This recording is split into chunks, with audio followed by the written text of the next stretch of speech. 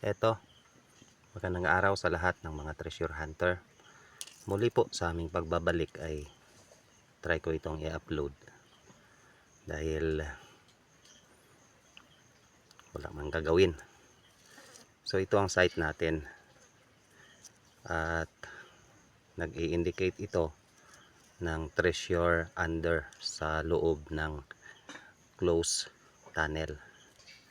So sa suma total, sa first natin na operation ay nagdigging tayo dito hanggang sa marating natin yung pintuan ng entrance, ng close entrance.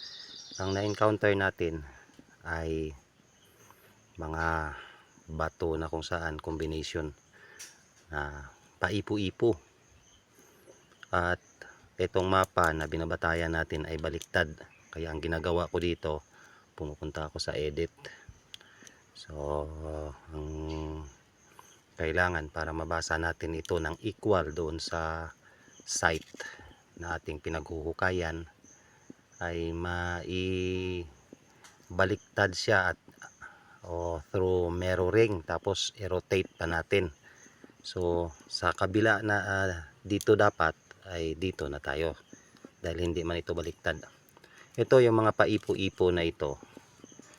Ito ang una sa entrance. May encounter natin ito sa walling. Pagpatag na ang hinuhukay natin, ito na naman ang may encounter natin. At nung pababa tayo, ito yung may encounter natin.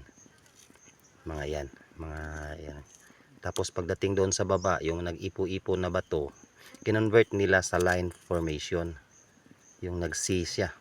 Actually, may mga records pa ako niyan.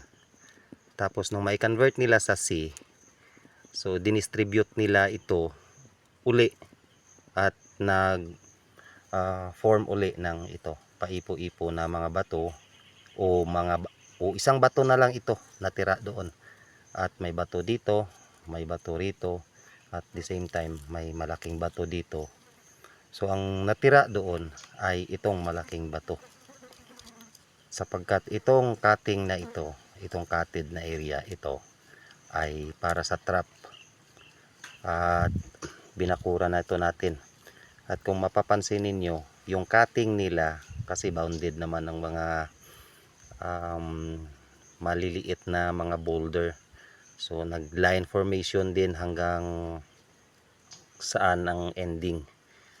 At liban sa nag line formation, yun din yung sinusundan natin para hindi tayo maligaw. At ang importante ay matukoy natin yung trap. Kung pag-uusapan natin yung trap sa dako ng ating site ay medyo risky ito dahil sa pagpasok pa lang natin, pagbaba pa lang natin papunta sa entrance, at the left side natin ay mayroon ng trap. So, dito yan makikita. Ito.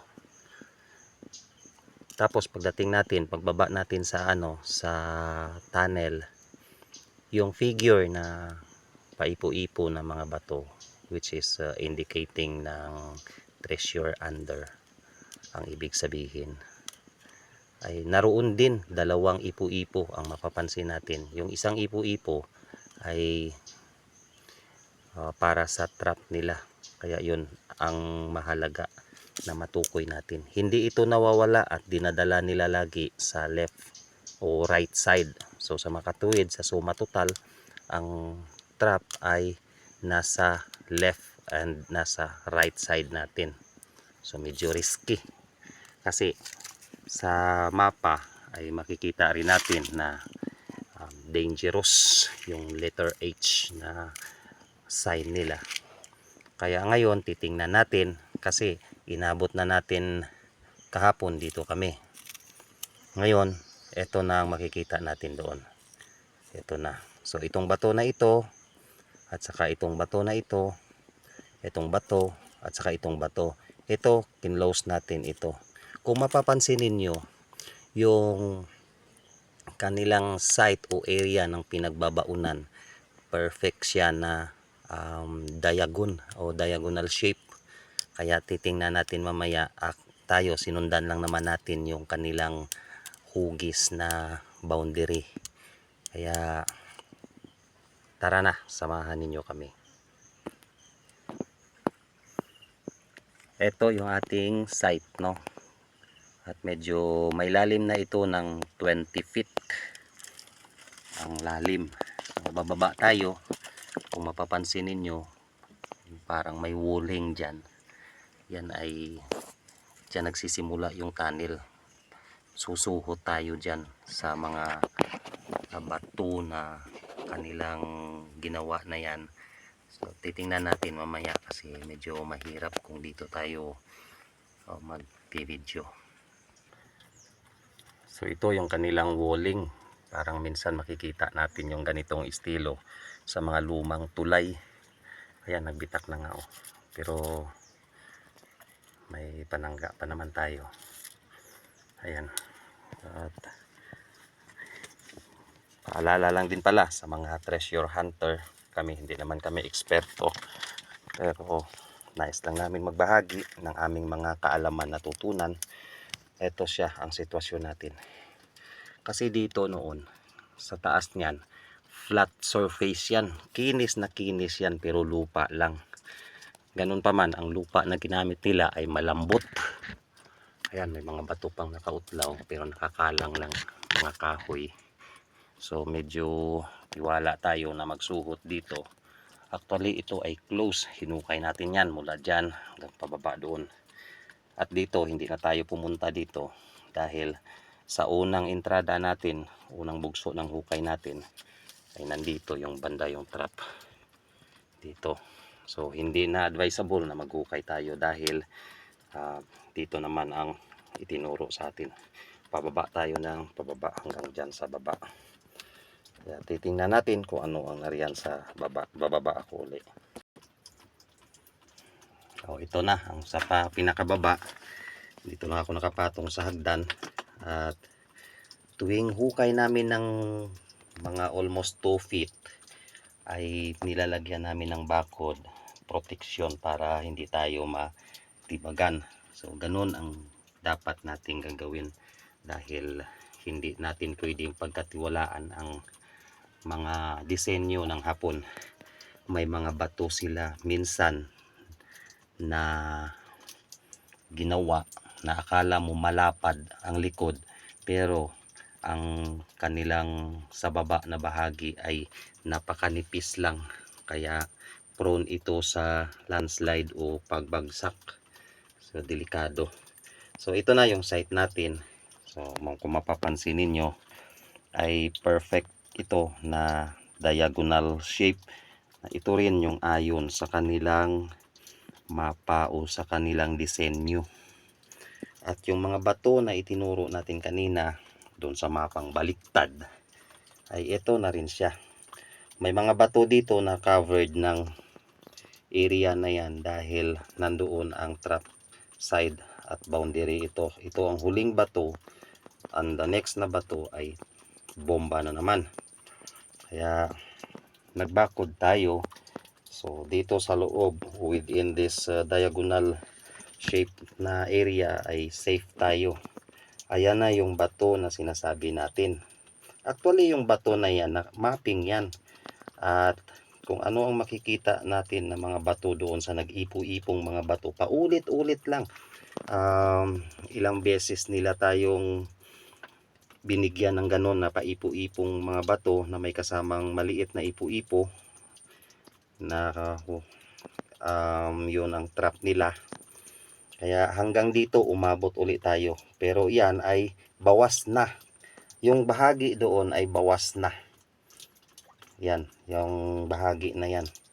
At saka yung bato na ginawa nilang line formation dito, naka-line formation na galing din mismo doon sa ipo-ipong bato ay ginawa nilang line formation, no. So mula dito hanggang doon facing north yan. Ngayon dito yung east natin. Pag sinabi nilang treasure under, under tayo dito uli. So that is the last digging option natin at matatapos na yung kanilang mapa na in-indicate. Etong side na ito, hindi na kami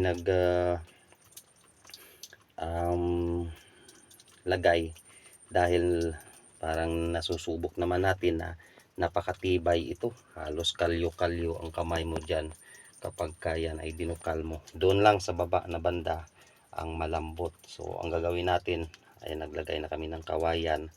Mamaya magabakod na lang kami. So ang mga bato na makikita natin liban doon na kinulong natin banda riyan, ay ito na lang ang natira. Ito at saka yan, saka ito. So ito, ginagawa ko ito dahil may record din ako para sa aking sarili. Actually, lahat ng mga bato na umutlaw ay hindi ko basta-basta ginagalaw muna. At sinisecure muna namin yung record dahil yan ang payo sa atin ng mga matatanda. Para naman sa tracing kung sakali may pagkukopyahan tayo, may pagbabatayan tayo.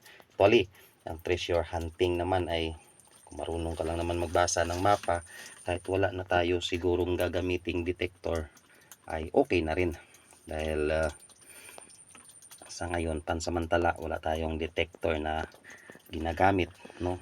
At kahit kumpas nga hindi nga natin ito nagamitan, o panukat, hindi rin natin ito nagamitan. Ang ginamit lang namin dito ay mapa. Sinusundan lang ang mapa, tiyaga-tiyaga lang, mahabang pasensya. Dahil sa pagka nakahukay ka na ng malalim, titigil ka na, sabihin wala, ay hindi ganun ang treasure hunting. Kailangan sundan lang ng sundan ng kanilang mapa, at kung matapos na ay di tapos na. May makukuha ka man o wala, at least natapos mo yung kanilang sinasabing paghuhukay. So sa muli, hanggang dito na lang ang aming pagbabahagi. At kung nagustuhan ninyo ang aming mga videos, ay panoorin lang ninyo yung iba pang bahagi ng mga videos patungkol sa aming operation. At ganun din, inaanyayahan ko kayo kung gusto nyong sumama sa amin sa mga exploration pang darating, ay ibabahagi namin sa inyo ang mga detalye ng aming paghuhukay mula sa pagbasa ng mapa sa itaas hanggang sa pagbasa ng mapa sa ilalim. Actually, yung mga sinasabi nila na mga turo-turo, pointer-pointer ng mga bato ay para sa akin o sa amin ay hindi yan applicable. Ang applicable dito ay yung mismong positioning ng bato. Kaya tandaan lagi natin yung positioning ng bato. Ganon din yung mga forma ng mga bato. At bago ko makalimutan, ang bawat bato na nakalagay sa nakaipo-ipong bato ay may kanya-kanyang kahulugan, at mula sa itaas, ilang beses man nila ito inulit-ulit, ay ganon at ganon pa rin, mismong bato pa rin ang hugis. Iba man ang size, pero ang hugis ay iisa pa rin hanggang dito sa baba ng kanilang hukay. So kung susuriin nga natin, kung ibatay natin sa mathematics, ay eto, pagdating sa baba nag equal 0 sila.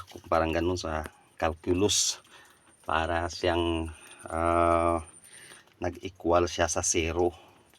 Iba-ibahin man nila yung taktika nila, kung matyaga lang tayong sumunson ay siguro magtatagumpay din naman tayo. So hanggang dito na lang ang aming pagbabahagi, at ako ay aakyat muna, at dami naming materialis ditong ginamit. Madulas pa dahil inabot kami ng ulan, pero pinagtyaga-tyagaan lang namin. Ayan, siguro secure ito dahil may mga bracing tayong ginamit. Kaya yan, ito ang pinaka-importante sa lahat kung mag-treasure hunting. Paglampas tao na yung hukay natin, kailangan may protection ka na. Hindi pwedeng wala.